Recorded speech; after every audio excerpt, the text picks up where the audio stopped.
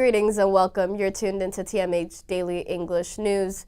As we move on to our headlines for today, the Obasanjo says efforts to address the war on Tigray show slow but steady progress forward. The AU and UN have criticized for failure to act to address the crisis within Ethiopia, and The Economist has said the government media censorship is becoming yet again a norm within Ethiopia. As we move on to our main updates for today, AU Special Envoy for the Horn of Africa says efforts to address the war on Tigray are showing slow but steady progress. Olusegun Obasanjo told BBC's Focus on Africa that the situation today is better than what it was 6 months ago. And I believe that what we should be doing, and which we are doing, is to continue to increase confidence-building measures. Let's break it down a bit, sir. What are the main issues you are discussing in your meeting? You're saying that you're not yet where you want to be.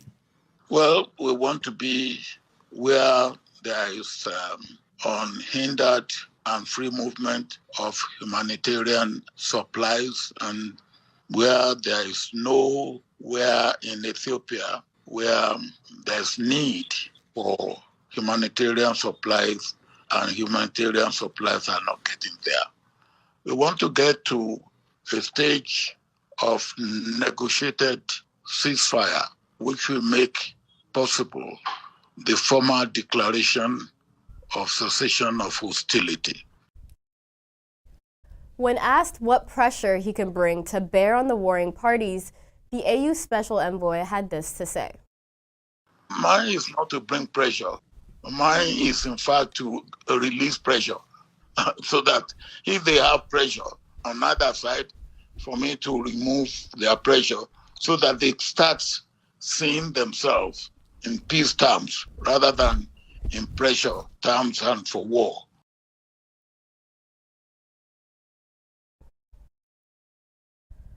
When Obasanjo opted out not to put a timeline for the belligerent parties to reach a ceasefire and a cessation of hostilities agreement. Let's take a listen. What I believe is that we should continue to build on success. And they have something now they call humanitarian ceasefire. I believe we should move from humanitarian ceasefire to negotiated ceasefire. And this negotiated ceasefire should lead us to what I call formal declaration of cessation of hostility.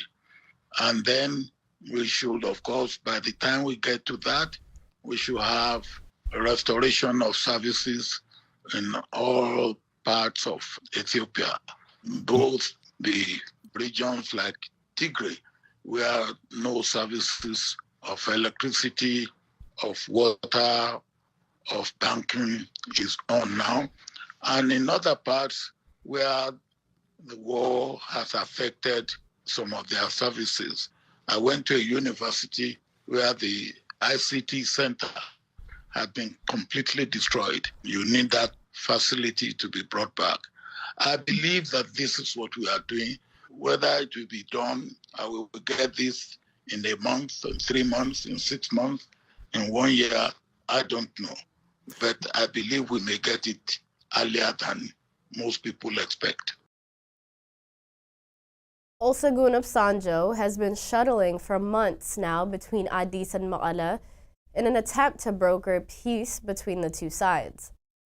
In related development, Foreign Affairs says AU Peace and Security Council and the UN Security Council have failed to act to address the crisis in Ethiopia.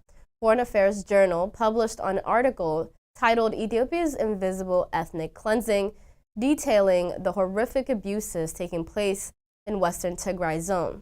Timnit Bairu has more on this update. For more than a year and a half, a largely invisible campaign of ethnic cleansing has played out in Ethiopia's northern Tigray region. Older people, women, and children have been loaded into trucks and forced out of their villages and hometowns. Men have been herded into overcrowded detention sites where many have died of disease, starvation, or torture. In total, several 100,000 Tigrayans have been forcibly uprooted because of their ethnicity. Early in the conflict, Amhara security forces and officials gained control of Western Tigray, where with the Acquiescence of possible participation of Ethiopia's federal military, they have carried out a brutal campaign of ethnic cleansing against Tigrayan communities. Many of these abuses have been hidden from view. Ethiopian Prime Minister Abiy Ahmed's government has imposed communication restrictions throughout Tigray and obstructed the efforts of independent investigations, journalists, and humanitarian workers, making it difficult to verify accounts from the region. In the first half of 2021, chilling reports of rapes, killings, and mass displacement nonetheless trickled out, prompting U.S. Secretary of State Anthony Blinken to condemn the ethnic cleansing and call on Ethiopian and Amhara troops to withdraw. Ethiopian authorities, however, have since sealed off Tigray almost entirely, severing telecommunications and even banking services.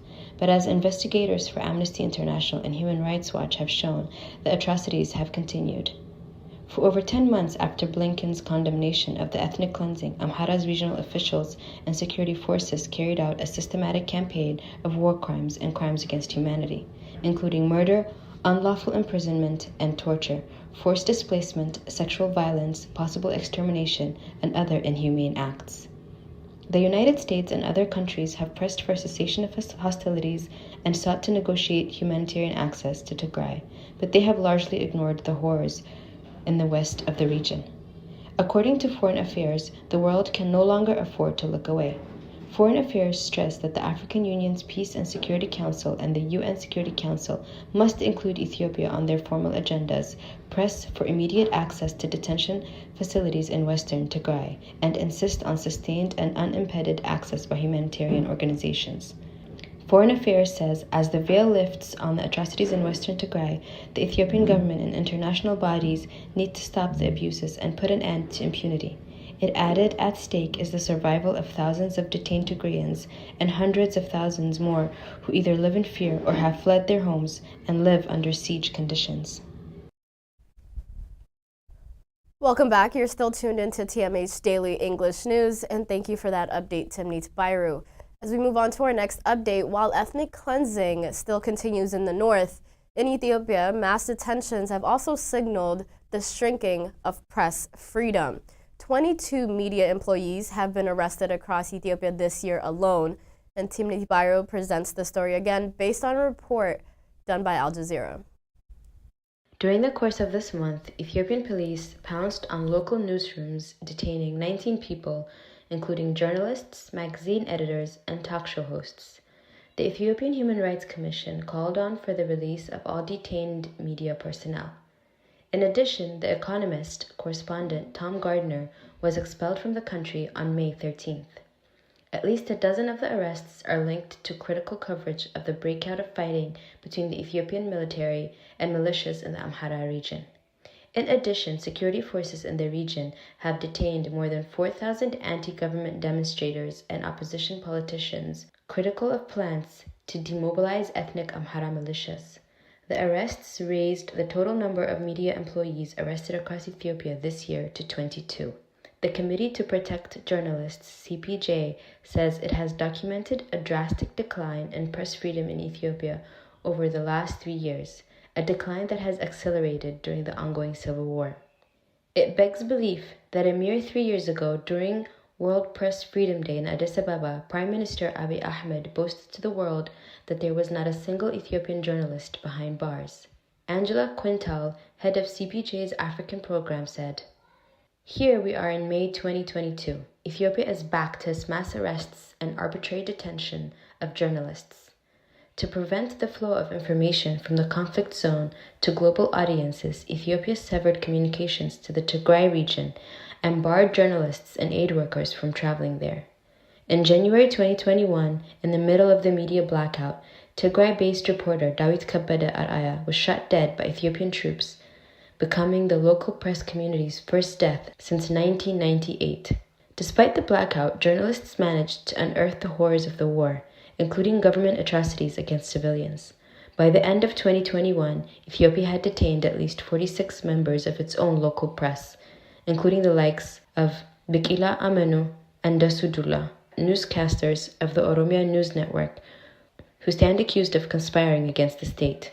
If convicted of crime, they could end up with death sentences, according to Ethiopia's penal code.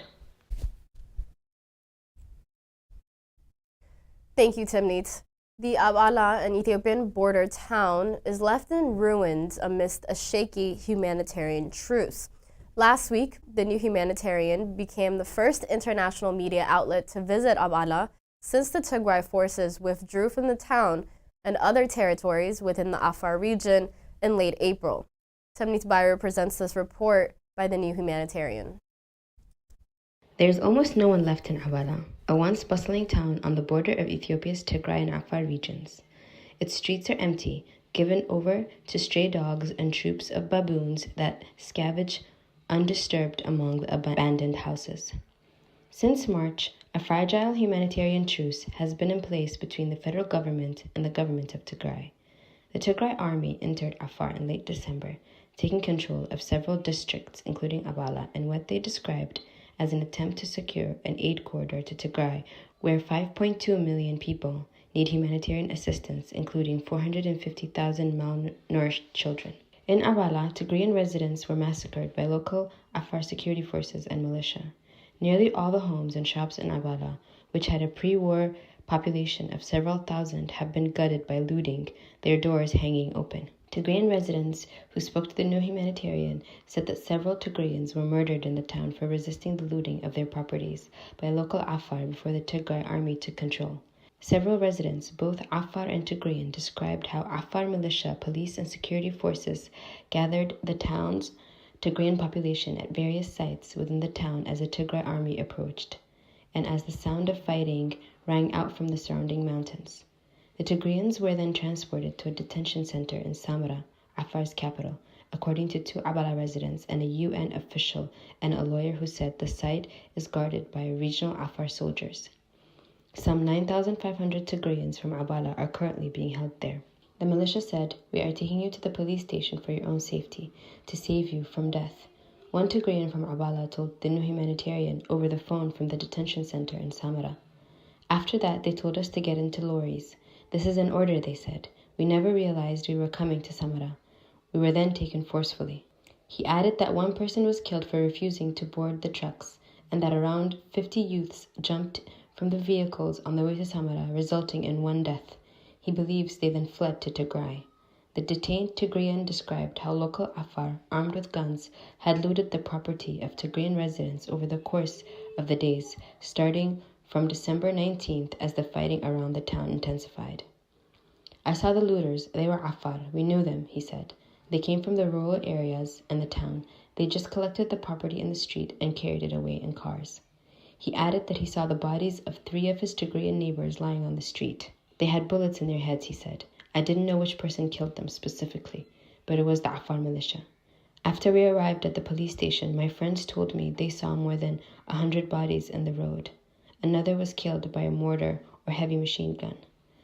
The looting accounts were echoed by a second Tigrayan from Abala who was being held at the same detention site in Samara. "Every shop and all the houses were looted," he said. "Everyone was carrying a gun to loot. We were left only with the clothes on our backs." The 2 Tigrayan residents from Abala described bleak conditions at the detention site in Samara, where temperatures regularly soar past 40 degrees Celsius.